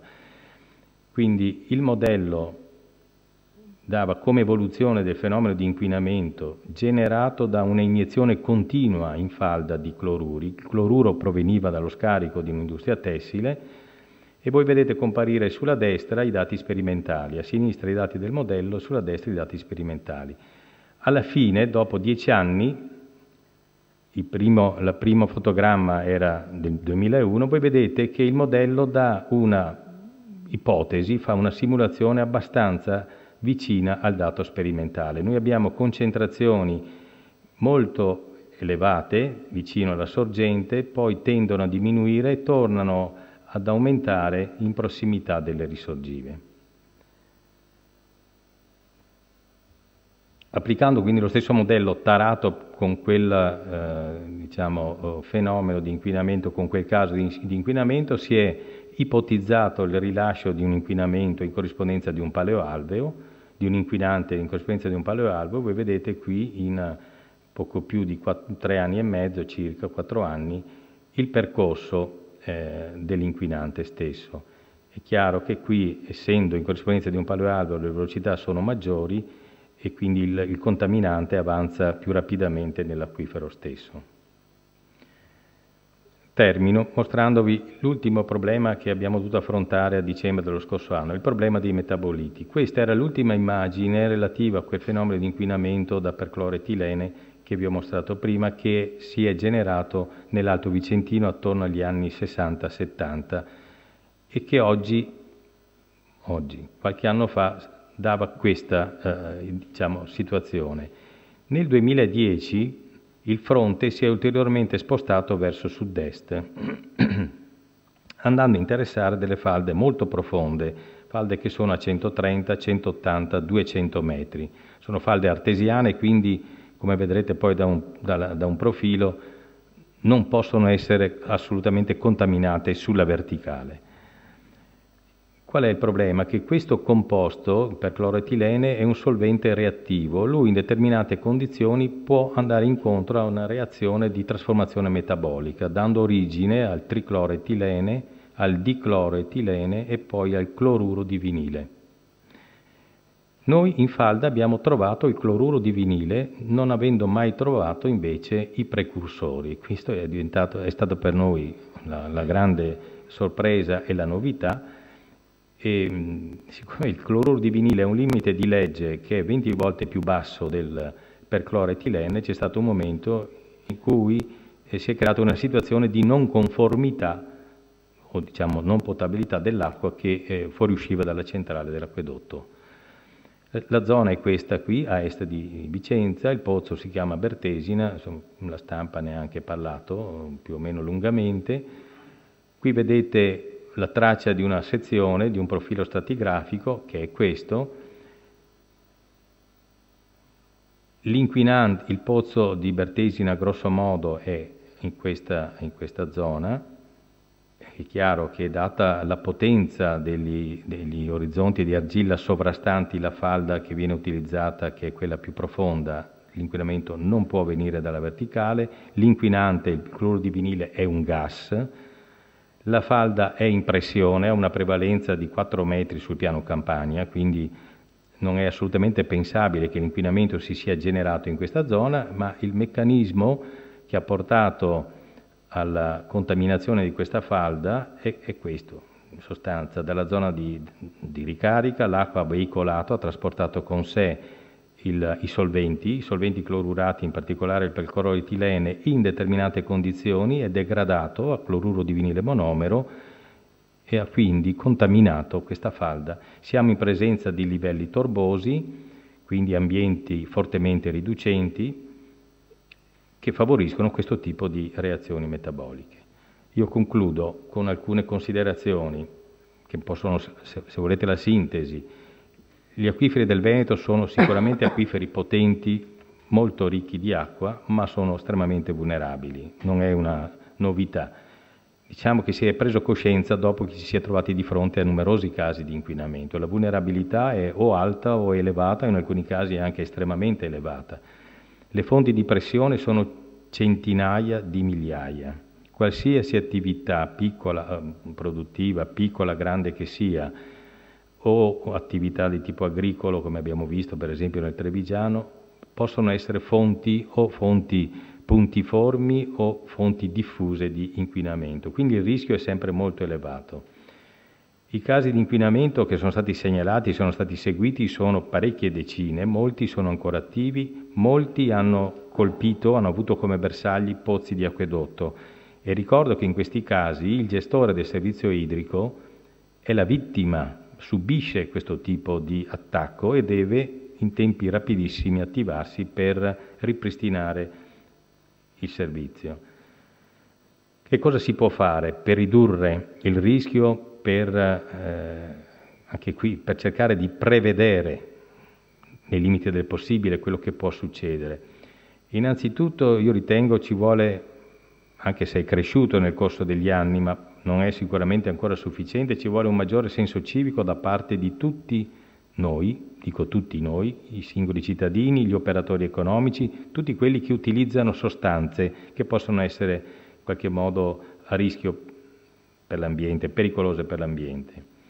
E in questo caso, dal mio punto di vista, serve un controllo preventivo, non un controllo ex post, cioè fare prelievi, analisi su campioni di acqua è veramente impegnativo, si devono monitorare centinaia, migliaia di punti dell'acquifero con costi notevoli. Io ritengo che sarebbe molto più efficace invece in qualche modo inserire in determinati archivi gli utilizzatori di sostanze, ormai la lista è abbastanza nota, sostanze che possono comportare un rischio per i corpi idrici sotterranei.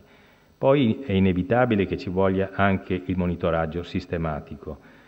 Voi avete visto la rete di monitoraggio della Regione Veneto in quelle 4 immagini che vi ho mostrato del progetto Sampas.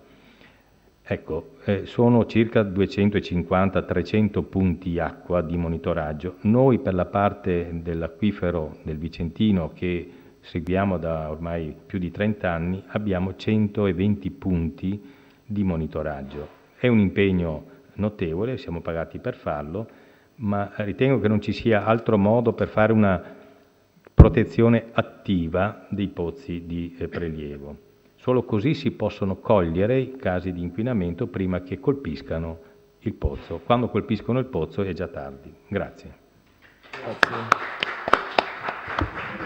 Bene, io ringrazio il dottor Altissimo che ci ha dato, d'altra parte, quasi in sintonia, in sinergia con Dalpaus, un contributo di grande interesse. Penso che anche voi abbiate percepito l'importanza di avere informazione.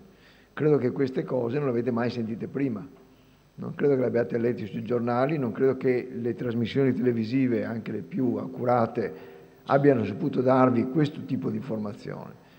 E questo lo dico perché l'Istituto Veneto ha scelto, come sapete, attraverso diversi canali, che sono quelli di Chiaramente Scienza, di altre iniziative, ma questo anche, adesso c'è questa opportunità della giornata dell'acqua, in settembre o ottobre ci sarà la giornata dell'ambiente, di dare informazione alle persone che vogliono averla. L'Istituto Veneto ha avuto l'idea, è il primo delle istituzioni in Italia che si è messo a fare, istituzioni accademiche, cioè accademie in Italia, che fa queste cose, di mettere le registrazioni in rete.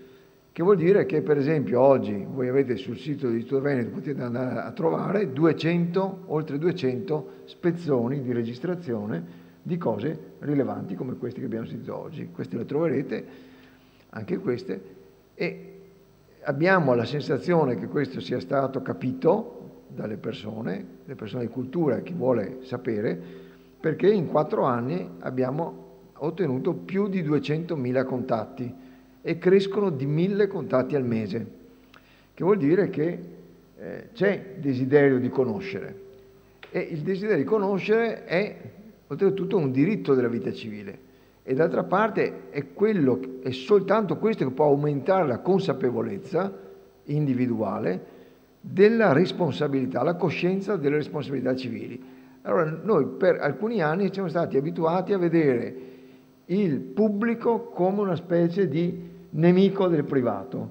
Non abbiamo mai saputo valutare quanto invece sia un dovere anche del privato di rispettare il bene pubblico. Dico in particolare per questi casi clamorosi di inquinamento, perché quest'acqua poi la beviamo tutti, anche gli inquinatori bevono l'acqua, forse bevono l'acqua in bottiglia che viene da non so da quale sorgente lontana, ma insomma ho l'impressione che alla fine queste cose tornano come un boomerang su tutti quanti, i bambini che vanno a scuola, cioè vuol dire, non è una cosa che sia possibile comprimere.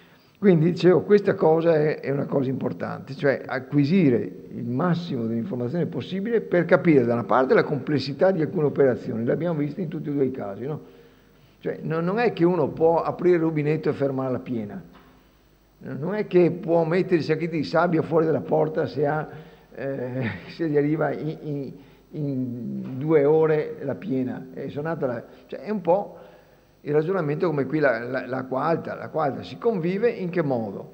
Naturalmente avendo gli allarmi, che la notte ti arrivano sul telefonino, ti svegli e devi sapere che ti sta arrivando la cosa, quindi devi mettere in sicurezza le cose, oppure avendo delle protezioni di qualche genere, cioè in questo caso si è capito che c'è una possibilità da una parte di fare degli interventi a lungo periodo, ma dell'ordine di 30 anni, e dall'altra parte invece l'esigenza di avere un miglioramento del servizio di previsione che permetta di adottare un ragionamento. Ultimissima cosa che voglio dire, avrete visto tutti l'importanza dei modelli e della possibilità di capire nella dinamica, attraverso anche delle figure che avete visto, quali sono le zone che possono essere interessate, con quale velocità viaggiano questi fenomeni, eccetera, eccetera. Ecco, questo è un mondo in cui la parte matematica, che non è mai stata trattata qui, ma insomma tutta la parte di analisi dei fenomeni e la formalizzazione dei modelli è stato di enorme vantaggio, insomma, per tutti. Quindi io chiudo qui semplicemente per non avere essere accusato di chiacchierare troppo, ma invece voglio ringraziare un applauso ai relatori. Il professor De Micheli si è dovuto andare via, ma insomma anche lui ci ha detto delle cose interessanti, meno cruciali di quanto sia stato detto qui, ma insomma anche queste importanti per la prospettiva di un evento che riguardo l'acqua si verificherà anche qui a Venezia. Bene, grazie a tutti e ancora grazie. Arrivederci. Bene.